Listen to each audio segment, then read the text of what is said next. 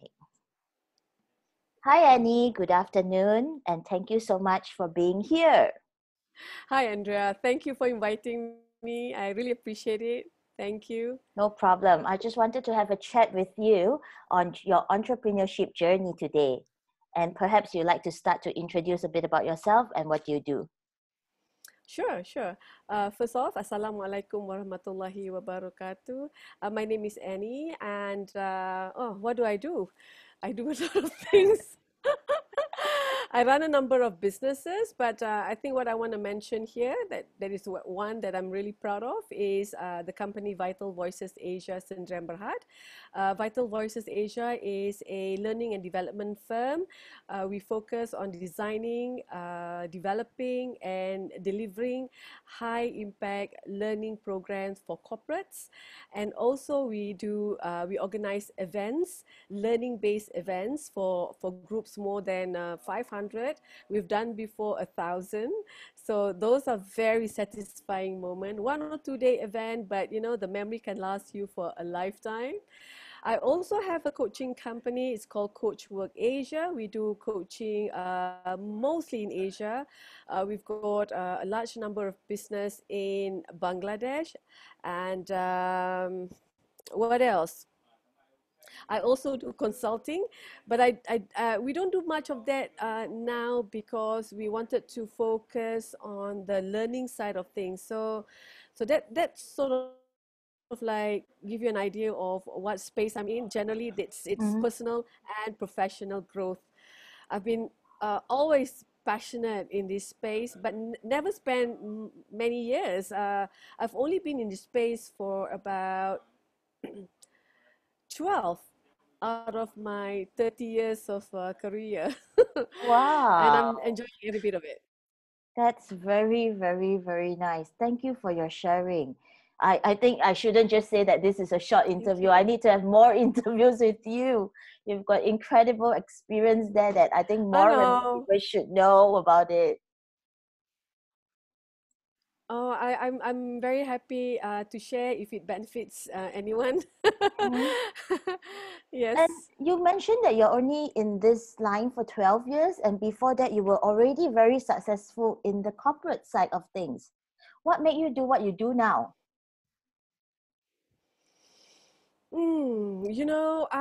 I had a lot of time to reflect on my journey.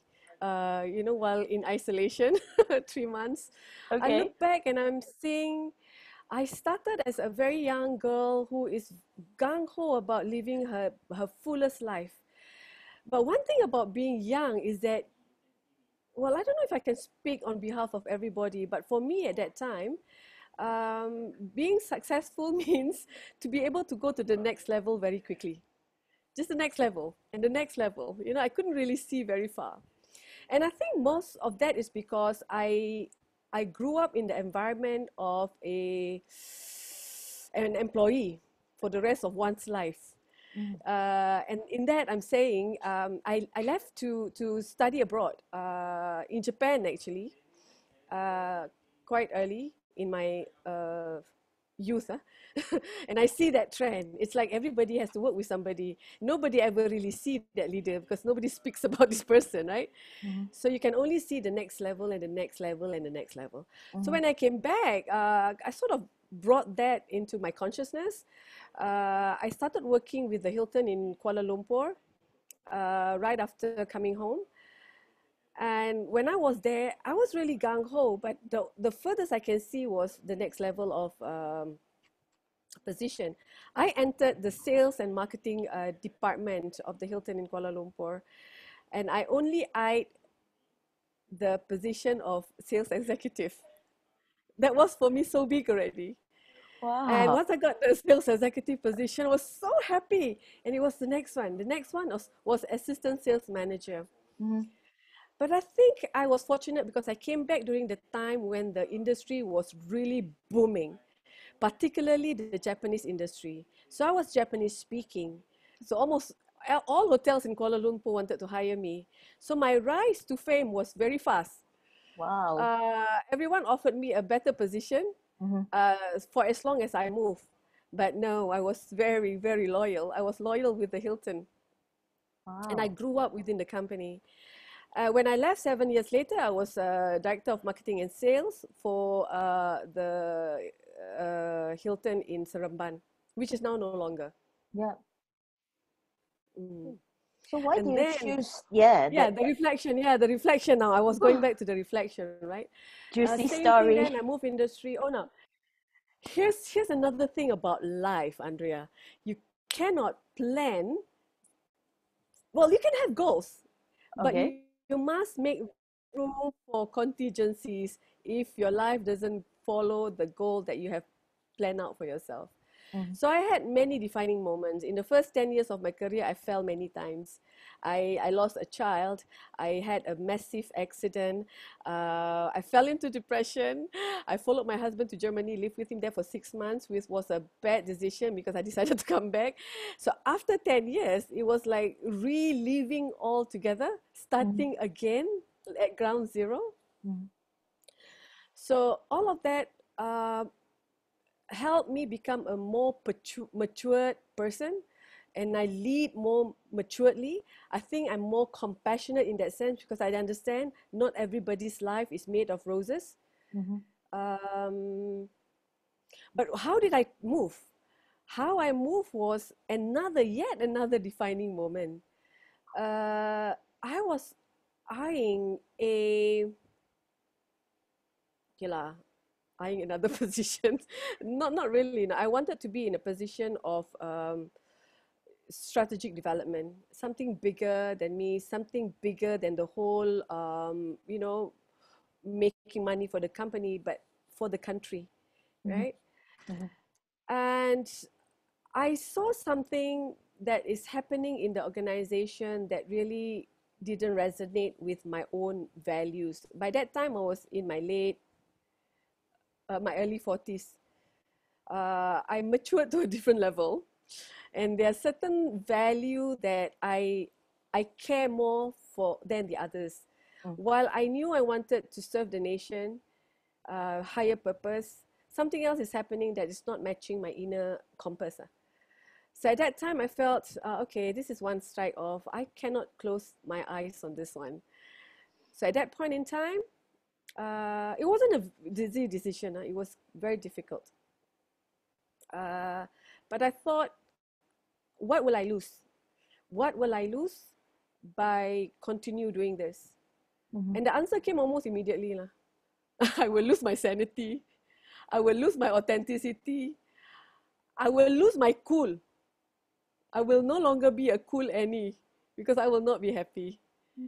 So Mm. that was a turning point.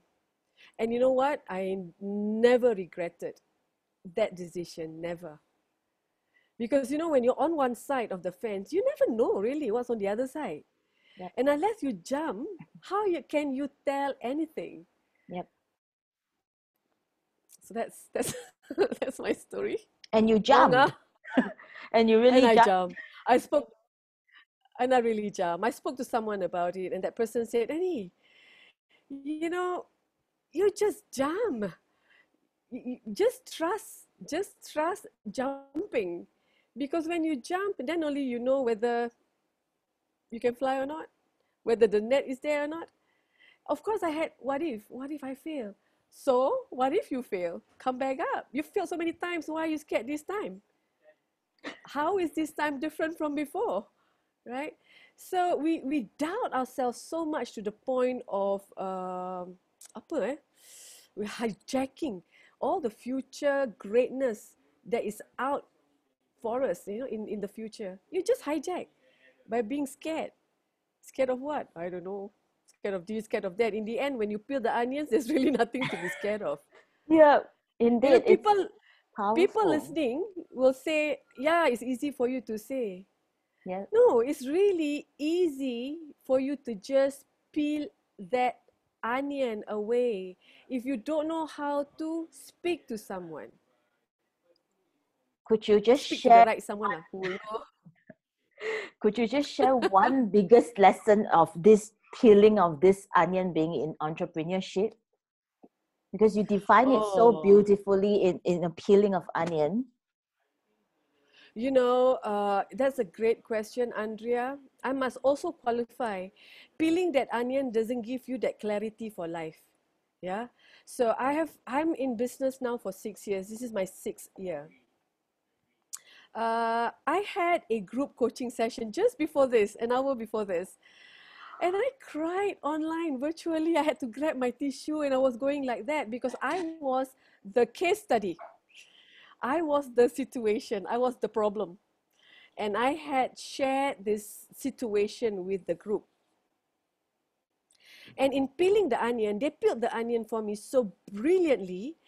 By the second suggestion, I already had my light bulbs. Pudum, pudum, pudum, pudum, pudum. Sorry, I don't know what pudum means. I mean, like, you know, flash, flash, flash, flash, flash. And that was just the first step of the conversation, not yet the help that was coming next. Annie, let's do coffee. Annie, let's do teh tarik. Annie, I have 100 names. I can filter them for you and give you 5 good ones. Wow. And then by that time, I was bawling. I was crying. I said, incredible. I don't even know you people. You're strangers. And we're going through this process as people who just have one thing in common. We just want to learn and help others. And you're helping me in such a tremendous way. I'm forever indebted to you. Now, bearing in mind, I'm also a coach. I've been trained. And I do this as a business. This is my periuk nasi. What is it? Bread and butter. I am my bread and butter, right? And I'm here bawling. Guys, you are strangers to me. It's amazing. Sorry, did I answer your question? Um, I can get as a sidetracked. gist, as a gist of it, just wanted a little bit more of a precise summary for the audience here to understand what's the biggest lesson that you learned out of this coaching experience that you have or the entrepreneurship or experience that you have. Uh, from coaching, it's about a shortcut. You don't have to do this yourself. You can think and think and think. Or you can think and ask Allah, please. I'm a Muslim, so we communicate with our God a lot. We ask Him for direction. Yes, He will give us the direction. But while that happens, we do need to, you know, ask for opinions. There are certain things about the market, about the environment, about the trends that we may have blind spots to. So coaching can help give us that openings Mm-hmm. to then go to the next level of thinking and asking for further guidance.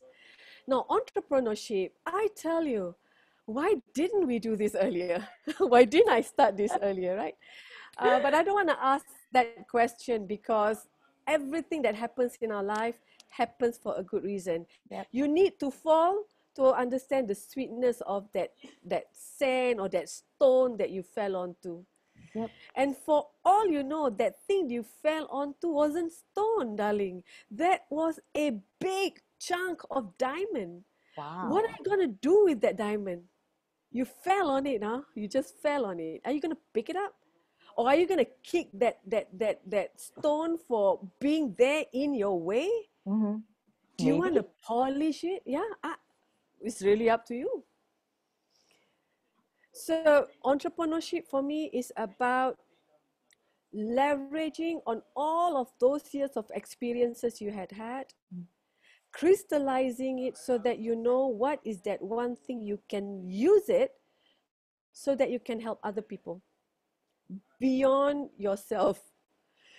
Money, everybody needs money. You buy a packet of tissue for 50 cents and you sell it for one ringgit, you still make money. Is there value in it? Yes, maybe there is value. You expand the distribution. People cannot get tissue now; they can buy tissue online because you sell it online. Mm-hmm. Yes, value. But what is the value to yourself? Mm-hmm. What is that thing that is beyond yourself, that will satisfy you and that will wake you up in the morning to continue selling tissues online? We all need that. So And that's entrepreneurship wow. for me. That's a very rich learning that you probably have summarized all the good motivation books that I've ever seen and read. Oh, Thank, one day I'm going to interview you, Andrea, because I know you two are deserving of your voice being out there. thank you. And I just wanted to get you to share what's one quote or one encouragement you have for everyone here, especially those that's suffering tough times, like they just lost their job, they lost their business, they might be losing their like getting a VSS very soon or losing half of their pay. What's some of the encouragement that you have for them? Wow, I have so many quotes. Um, one of my favorite motivational speaker is Les Brown. I feel that he really speaks from the heart.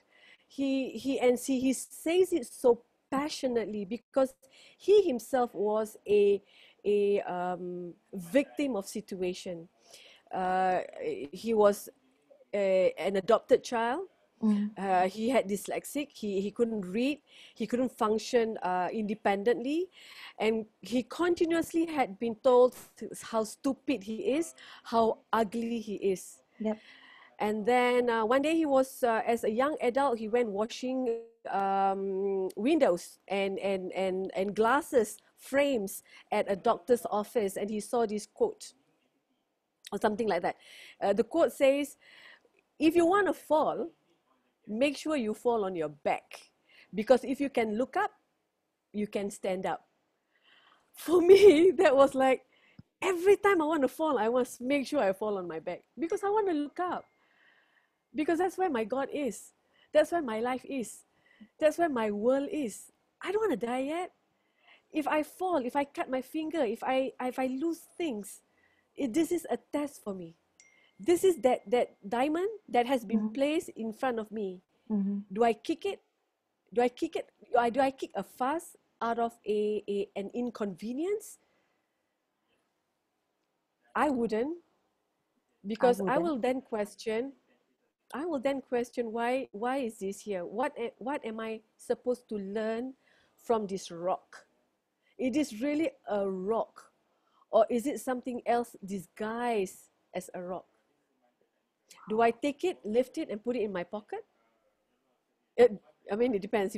If you visualize it as something big enough to be put in your pocket, right? It's up Yeah. to your definition. Yeah. Do you want to put it in your pocket and say, I'm going to keep you in there for a while because I want to live and sit with my grief. I need to grieve over this pain. Fine. Give me 1 week to grieve. Give me a month to grieve. Take your time. When you're ready, pull it out. You just have to pull it out from your pocket and look at it and say, okay, little guy, little guy, what are you? What are you here to teach me? Mm. And I think that's a very Um, valuable lesson that everybody should pick up some pointers from you there. yes, yes. So that is one that I like, that, try and fall on your back, because there's really no point when you fall flat on your front. You can't see, you're blinded, you're angry, you're hurt. It's very hard, to fall, to rise up when you are facing downwards. So much easier to get back up when you're facing upwards. So try to fall on your back. So we will have to practice that after the shooting, the video shooting here. Ah, yeah, yeah, yeah, yeah, yeah, yeah. Make sure you have nice landing. Yeah, 8-inch mattress, 10-inch mattress. yeah. We're soon going to do some videos on how to fall well. Oh, yeah, yeah, yeah, yeah. Let's do this one outside, Yeah, in a when we nice, can get beautiful outdoor. park, or beach side. Let's go to a beach side and demonstrate this. Yes, much needed and much wanted to at this Oh my moment. God, I miss the beach. Yes. And before we can hit the beach, could you just maybe want to share one of your favorite books so that for everyone that's still being in lockdown under this MCO, you could actually enjoy some reading? Ah, yes, yes, yes. I This is my ever green favorite book by Paulo Coelho, The Alchemist. I read this as a young girl, and I continue to go back to this, and it feels really real. although it's fiction, it feels real and it's loaded with life lessons. Um, there's a very short synopsis at the back. It Mm-hmm. says, it's a poem actually. Dreams are made to be followed. Life is meant to be lived. So some books are meant to be read, loved, and passed on, Mm-hmm. and this book is one of them. To be loved, to be lived, and to be passed on. Many of my friends get this for their birthday present, as their birthday present. Now, this was what it was. Annie has moved on. Okay. Annie has Version graduated. 2.0. Version 2.0, version COVID-19, version Okay. post-COVID-19. And what is post So COVID-19 this for is you? what so this is what I buy for people's birthdays right now, if they're Muslims. Mm. And this has to be my favorite book. You know, Andrea, how sometimes when you read books, you read the second time and the third time, and you say to yourself, "Yeah, how come I never realized this line before, or this sentence before, Yes. or this scenario before?" Yes. You know, you only see it after you read it, more than once, Yep. right? Yep. And that happened to me with this one. I've been reading the Quran for a long time. Mm-hmm. And 3 years ago, 4 years ago, I did my Hajj. So, in commemoration of my Hajj journey, I bought a new Quran, Mm. and I started reading it again. And I go, oh my God, oh my God, oh my Allah, Allah. I never saw this before, right? So every year, I will buy a new Quran to start January 1st, 2018, 2019, 2020, just so I can savor the whole new experience. And I expect to see that. So this year, 2020, the year started quite busy for me. So I didn't have that much of an attention to read the tafsir. Mm-hmm. I can only read the tafsir, the translation, right? Yep. And this time during COVID, it's as if the book knows that I need to look out for these verses to help me through the pain of being in isolation. Yep. I discovered things like um, leadership lesson, one of which was I need to. This is a rephrasing. This is Mm. rephrasing to my understanding of what the verse meant. And what the verse meant was for me to start going out there and park myself at different gates so that I will be able to know the perspective of the city. And this was the city of Egypt. Mm. So I understand Egypt better by standing at different gates of Egypt. To me, another light bulb went like that. You know, my God, this is telling me to start going out there and look for things to learn and study that is different from my own comfort areas. You know, I love reading books of personal development, empowerment, and brain science and stuff like that. So for the first time, I actually picked up a book on technology. Technology. Wow. And I found, yeah, it's kind of like technology for dummies. Mm-hmm. Hard to read lah. But anyway, I thought hard to read in the beginning, but as I started exposing myself with this virtual learncaster thing that I spoke to you about before we started Mm-hmm. recording, Mm-hmm. it all makes sense. It's like pieces of jigsaw falling into place. So, yeah, my new favorite. So we'll be expecting Annie 3.0 very, very soon. Yeah, let's hit the road first with 2.0 and see how far I get. But I Definitely. have no doubt it will be a great journey. It will be a great journey, inshallah. That will give me more opportunity to come back on recording with you so that I know what's your progress and how you have brought the development on. That'd be really, really nice.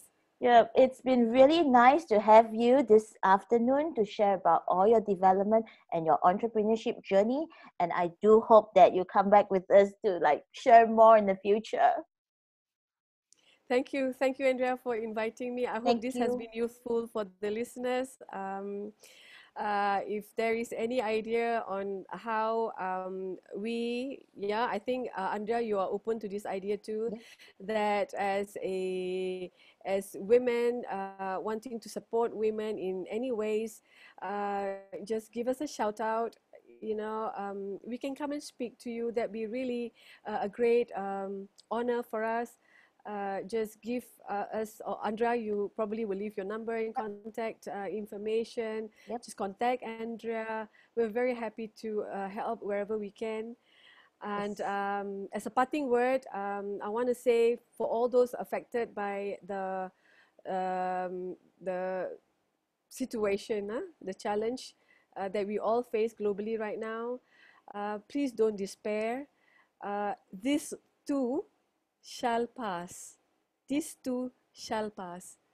And we will win this. We will win this. And we'll Thank win you. this together. Yes, we will win this together. Thank you. Thank you so much for all the lessons that I've learned so much from you as well. Thank you, Andrea. All the best to you.